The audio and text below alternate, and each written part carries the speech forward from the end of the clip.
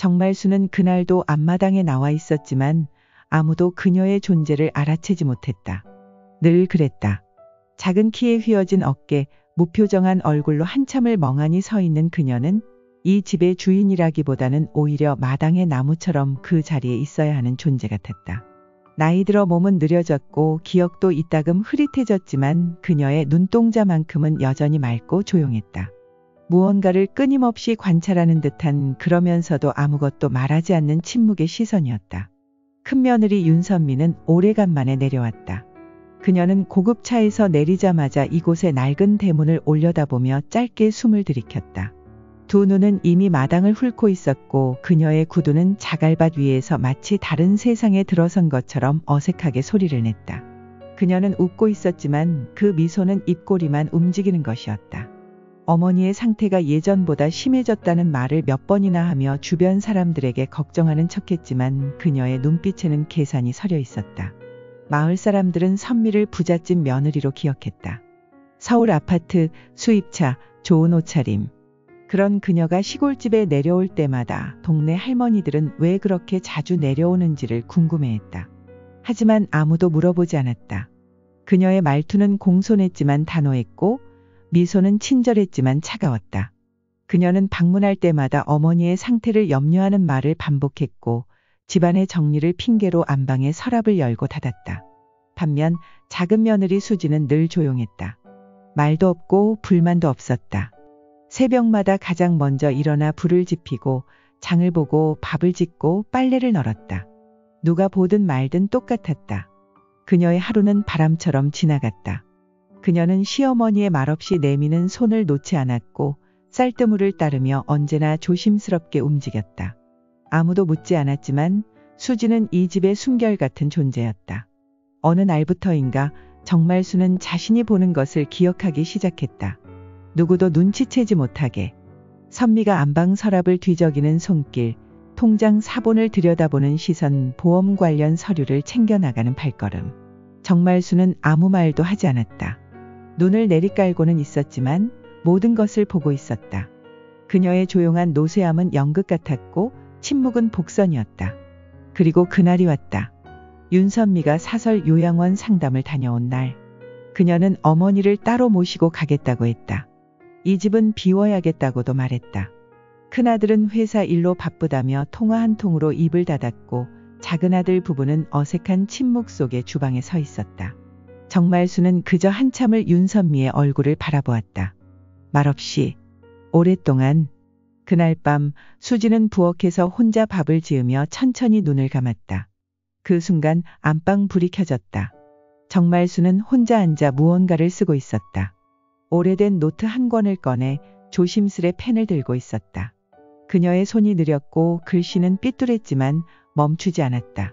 수십 년간 살아온 집, 아들들, 며느리들, 땅 문서와 유산, 그리고 마지막엔 한 줄. 나는 바보가 아니다. 며칠 뒤 윤선미는 부동산 사무실에서 깜짝 놀랐다. 어머니 명의의 집이 이미 이전되어 있었기 때문이었다. 수진의 이름으로.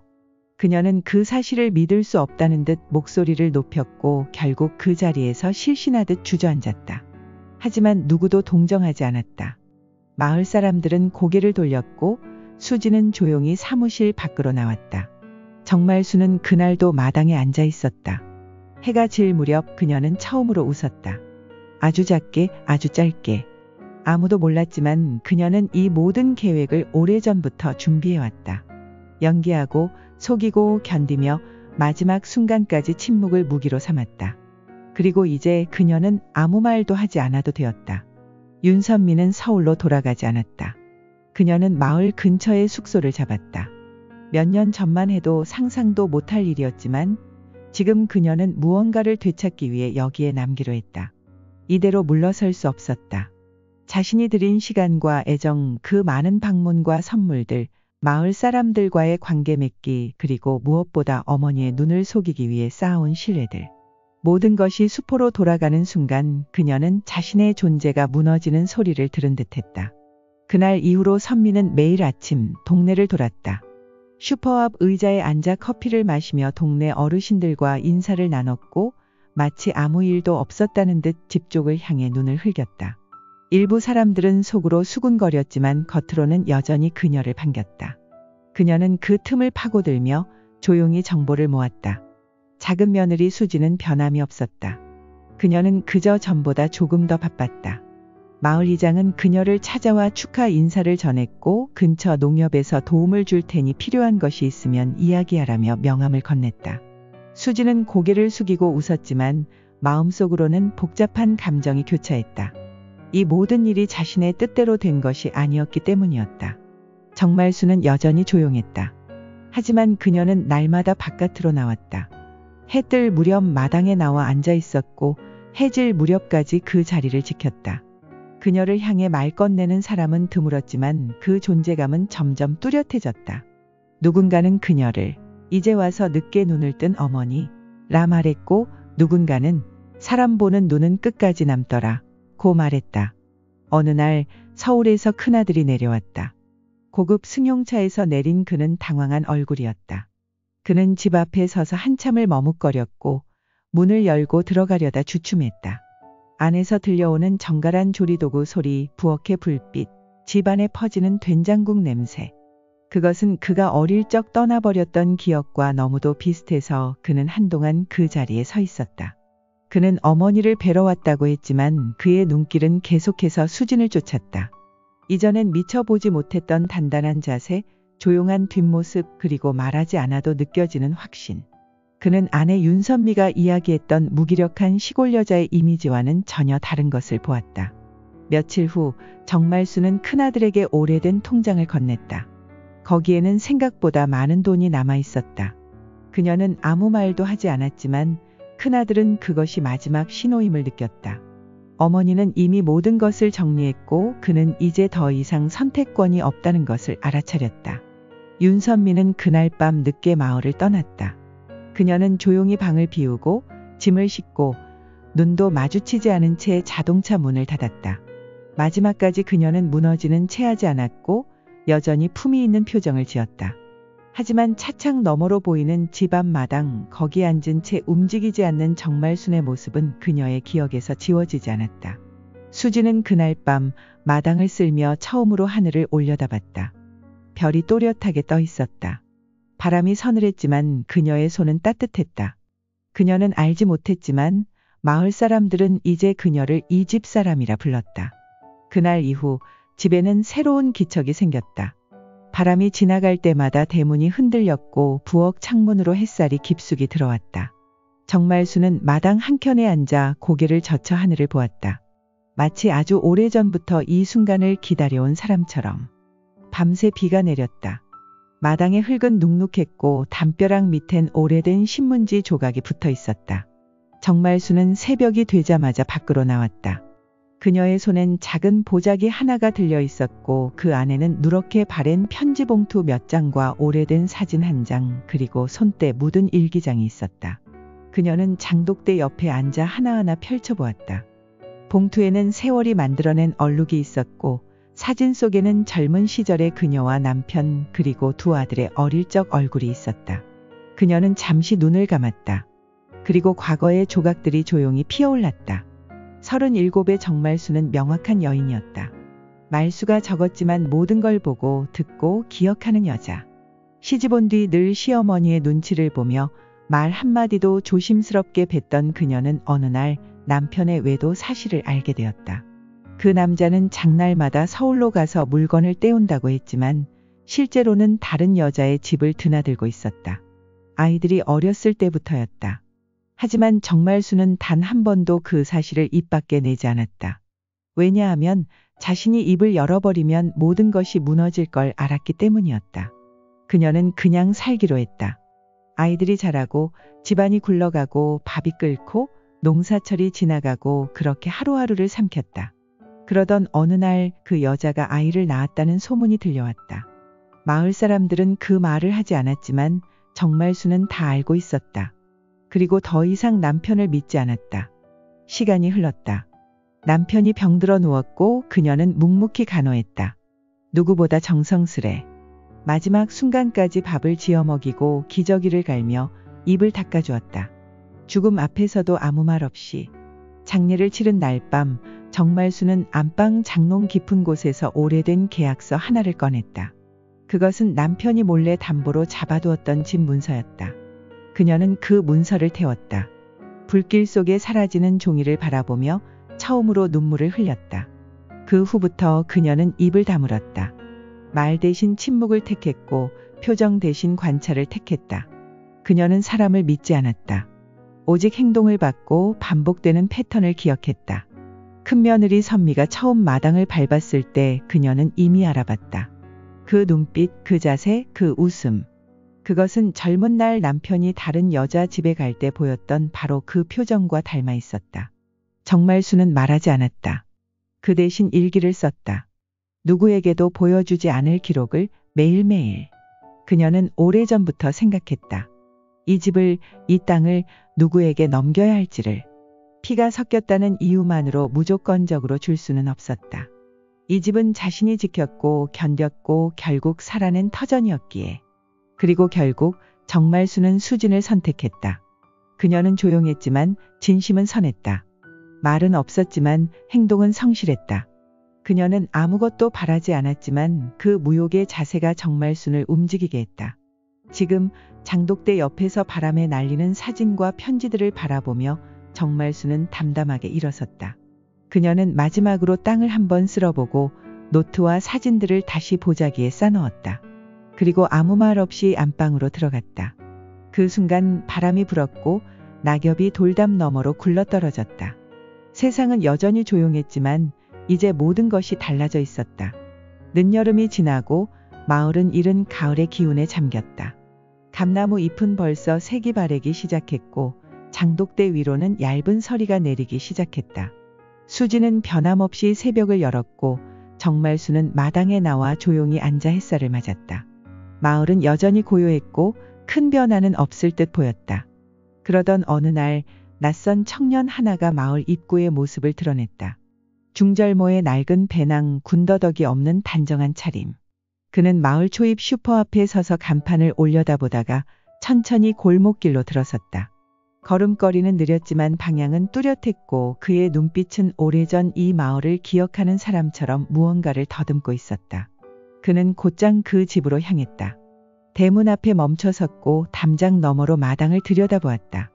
마당 끝 대추나무 아래 작은 의자에 앉은 노인의 옆모습을 본 순간 그의 눈빛이 멈췄다.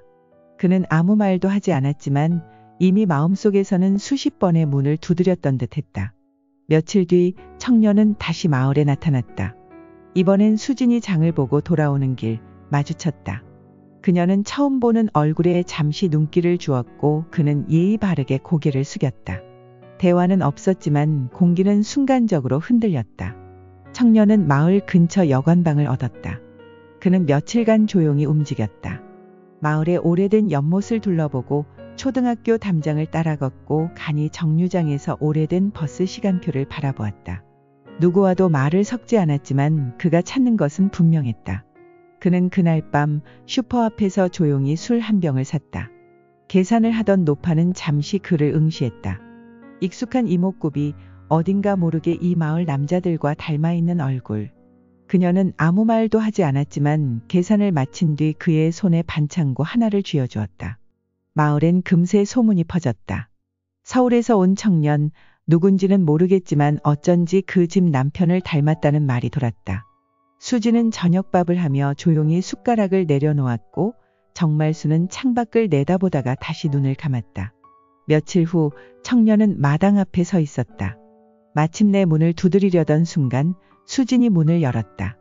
서로 눈이 마주쳤다. 그녀는 아무 말도 하지 않았고 그도 하지 않았다. 다만 그 순간 공기는 묘하게 달라졌고 한동안 두 사람은 그 자리에 그대로 서 있었다. 그날 밤 정말수는 안방에서 일기장을 꺼냈다. 오래된 펜을 들고 한참을 망설였다. 몇 줄을 썼다가 지우고 다시 더 쓰기를 반복했다. 그리고 조용히 그 문장을 남겼다. 그 아이가 왔다. 기억 속 그 얼굴이 그대로다. 하지만 아직은 말하지 않을 것이다. 이 집이 흔들리지 않도록. 수지는 부엌에서 그 말을 읽지 못했다. 그녀는 여전히 말이 없었고 변함없이 집안을 정리했다. 하지만 그녀의 손끝은 예전보다 미세하게 떨리고 있었다. 청년은 그날 이후로 집에 들어서지 않았다. 그는 여전히 마을에 머물며 때로는 그 집 담장 근처에서 머뭇거렸다. 하지만 문을 두드리지 않았다. 그의 눈빛에는 망설임이 있었고 아픔도 있었다. 그는 자신이 누구인지 알고 있었지만 그 사실을 말로 꺼낼 수는 없었다. 그때 정말수는 혼잣말처럼 생각했다. 과연 피란 무엇인가? 한 사람의 생이란 무엇으로 증명되는가? 그리고 마음속으로 중얼거렸다. 나는 알고 있다. 그리고 나는 지켜볼 것이다. 아침 공기가 차가워졌다. 장독대 뚜껑에 성에가 앉았고 집안 깊숙한 곳까지 바람이 스며들었다. 수지는 일찍 일어나 마당을 쓸었지만 손끝이 시렸다. 부엌 문을 여는 순간 그녀는 안방 창문이 열려 있는 것을 보았다. 창가에 앉은 정말수는 그대로였다. 움직이지 않은 채 창문을 넘어오는 바람을 마주하고 있었다. 그날 저녁 수지는 책상 위에 놓인 봉투 하나를 발견했다. 얇은 회색 봉투에는 낯익은 필체로 이름이 적혀 있었다. 그녀는 봉투를 들고 한참을 망설였다. 열지는 않았다. 단지 그것이 어떤 내용일지를 어렴풋이 짐작할 수 있었다. 며칠 전부터였다. 정말순의 손이 잦아들기 시작한 것은 수지는 감지하고 있었고 청년도 눈치채고 있었다. 청년은 점점 집에 가까워졌다.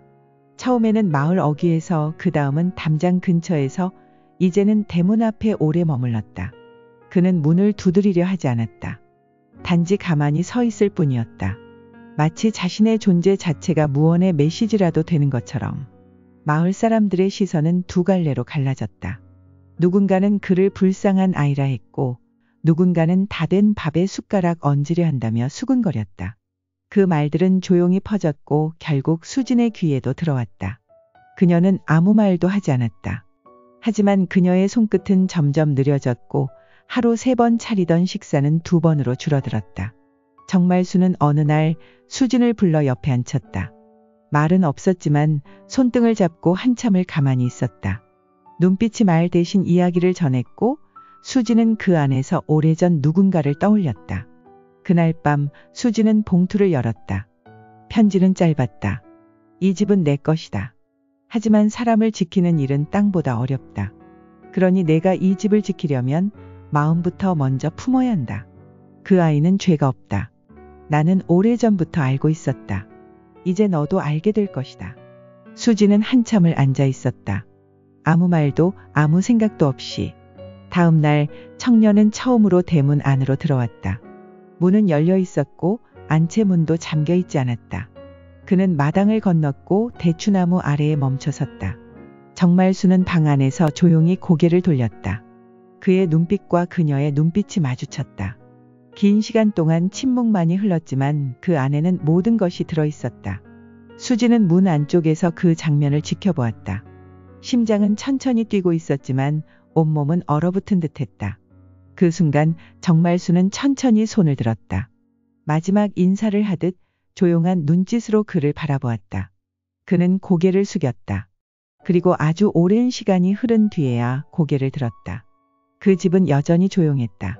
하지만 그날 이후 무엇인가 확실히 달라졌다. 정말수는 그 주의 일요일 아침 평소처럼 일찍 일어나 창문을 열었다. 그리고 차 한 잔을 마시고는 안방 이불을 곱게 펴놓은 채 조용히 누웠다. 햇살이 그녀의 얼굴을 비추고 있었고 바람은 움직이지 않았다. 그리고 그날 저녁 수지는 혼자 마당에 앉아 있었다. 청년은 멀찍이 대문 밖에 서 있었다. 둘 사이에는 한참의 거리와 말 없는 공백이 있었지만 그 누구도 움직이지 않았다. 다만 별이 뜨기 시작할 즈음 수지는 조용히 고개를 들었다. 그리고 처음으로 청년의 눈을 바라보았다. 정말순의 장례는 조용하게 치러졌다. 동네 어르신 몇 분과 이장, 작은 아들 내외 그리고 낯선 청년 한 명이 함께한 자리. 울음소리도 곡소리도 없이 흙을 덮는 소리만이 장지의 메아리처럼 퍼졌다. 수지는 검은 옷을 입고 한참을 서 있었다. 그 어떤 눈물도 흘리지 않았지만 마치 몇 날 며칠을 울다 지친 사람처럼 깊은 숨을 내쉬었다. 청년은 그녀 곁에서 몇 걸음 떨어진 곳에 서 있었고 두 사람 사이엔 아직 건너야 할 감정의 강이 남아 있었다. 그날 이후 마을은 달라졌다. 슈퍼 앞 벤치에는 정말순 할머니 참 지혜로웠지라는 말이 오르내렸고 몇몇은 청년에 대해 소곤거렸다. 이름도 어디서 왔는지도 몰랐던 그가 정말순의 장례식에서 함께했다는 사실은 곧바로 화제가 되었다. 누군가는 그가 남편의 숨겨진 자식이라 확신했고 누군가는 수진이 그를 몰래 불러들였다고 수군거렸다. 말은 삽시간에 번졌고 집 앞에는 평소보다 자주 낯선 발자국 소리가 머물렀다. 수진은 아무 말도 하지 않았다. 그녀는 여전히 아침을 지었고 마당을 쓸었고 집안 구석을 닦았다. 하지만 하루하루가 다르게 느리게 흘렀다. 마치 시간이 전보다 무거워진 것처럼. 청년은 집 안에 들어오지 않았다. 그는 담장 너머로 집을 바라보았고 근처 숲길을 걸었고 비가 오는 날이면 정자 아래서 조용히 머물렀다. 그가 무엇을 기다리는지 누구에게 말을 걸고 싶은지 아무도 몰랐다.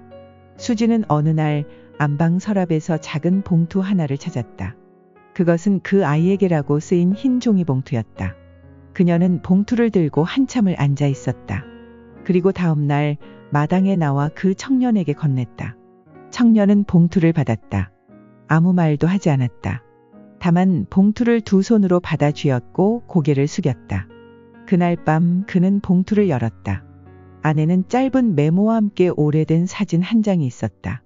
사진 속에는 젊은 시절의 정말순과 그 남자 그리고 아주 어린 아기의 모습이 있었다. 뒤에는 필체가 다른 작은 글씨로 한 줄이 적혀 있었다. 너는 내 아들이 아니다. 그러나 나는 너를 알고 있다. 그는 한참을 앉아 있었다. 눈은 사진을 향해 있었지만 시선은 과거를 더듬고 있었다. 그 문장을 곱씹으며 그는 마치 평생 들어야 했던 말을 처음 들은 듯했다. 며칠 뒤 그는 마을을 떠났다. 아무 인사도 없이 조용히 짐을 정리하고 떠났다. 수지는 그 모습을 창밖에서 지켜보았다. 문 밖으로 나가는 그의 뒷모습, 다시는 돌아오지 않을 것 같은 발걸음. 하지만 그녀는 잡지 않았다. 다만 그가 떠나고 난 뒤 마당 한가운데 한참을 서 있었다. 가을이 깊어졌다. 장독대 위엔 낙엽이 쌓였고 마당 끝 대추나무는 가지마다 붉은 열매를 맺었다. 수지는 하루하루를 살아냈고 어느 날부터인지 마을 사람들의 시선도 차츰 사라졌다. 그 집은 다시 조용해졌다. 하지만 예전의 조용함과는 다른 결이었다. 침묵이 더 깊어졌고 그 안엔 많은 말들이 묻혀 있었다. 수지는 안방 벽에 걸린 시계를 바라보며 하루를 마쳤다. 정말순이 남긴 두 개의 유언은 서로 다른 방향을 향하고 있었지만 결국 한 지점을 가리키고 있었다. 누구를 지킬 것인가? 이 집의 진짜 주인은 그 질문을 스스로에게 묻는 사람이었다. 그로부터 5년이 지났다. 마을은 여전히 계절을 따라 흘렀고 감나무는 해마다 열매를 맺었다. 마당의 대추나무는 조금 더 자랐고 장독대는 여전히 그 자리에 있었다. 사람들은 그 집을 정말순네라 부르지 않았다. 이제는 수진이네라고 불렀다. 수진은 많이 변했다. 얼굴엔 세월이 스며 있었지만 눈빛은 전보다 더 단단했고 걸음은 흔들림이 없었다. 그녀는 여전히 새벽을 열었고 여전히 무심한 듯 조용했다. 하지만 가끔 웃었다. 예전엔 없던 표정이었다. 마을 아이들이 집 앞을 지나며 인사하면 그녀는 짧게 고개를 끄덕였고 감이 익는 계절이면 대추를 따서 소쿠리에 담아 이웃에 건넸다. 그 집은 달라졌다. 문은 자주 열려 있었고 마당엔 화분이 늘었으며 부엌 창문으로는 빵 굽는 냄새가 피어났다. 작은 방에는 동네 초등학생이 방과 후 잠깐 들러 책을 읽고 가기도 했고 농한기엔 마을 어르신들이 담장 아래 평상에 모여 찻잔을 돌리기도 했다. 수지는 그 모든 것을 받아들였다. 예전처럼 말이 많지는 않았지만 눈빛과 손짓으로 많은 이야기를 전했다. 가끔은 안방에서 정말순의 낡은 일기장을 꺼내 읽었다. 그 속 문장들은 더 이상 아프지 않았다. 오히려 그녀를 견디게 하는 버팀목이 되었다. 청년은 그 후로 한 번도 돌아오지 않았다. 단 한 통의 편지도 소식도 없었다. 하지만 수지는 매년 가을마다 안방 장롱 안에 소박한 편지 봉투 하나를 넣어두었다. 잘 있기를 바랍니다. 이 집은 아직 그대로입니다. 누구를 위한 것인지 묻는 사람은 없었고 그녀 역시 대답하지 않았다. 해마다 첫눈이 올 때면 수지는 마당에 나가 눈을 맞았다. 그리고 조용히 말없이 하늘을 올려다보았다. 마치 누군가를 기다리는 사람처럼. 하지만 그 기다림은 애달픔이 아니라 삶의 일부처럼 익숙했다. 그 집은 지금도 조용하다. 그러나 그 고요함 속에는 수많은 계절이 머물렀고 지나간 이름들이 담겨 있다. 언젠가 또 누군가 이 집 대문을 두드릴지 모른다. 그날이 온다면 수지는 예전과 다르게 문을 열 것이다. 더는 망설이지 않고 더는 두려워하지 않고. 왜냐하면 이제 그녀는 안다. 집이란 땅이나 벽이 아니라 마음으로 짓는 것임을. 그리고 지켜야 할 것이 무엇인지, 끝까지 품어야 할 것이 무엇인지. 그녀는 그것을 오래된 침묵과 시간 속에서 배웠다.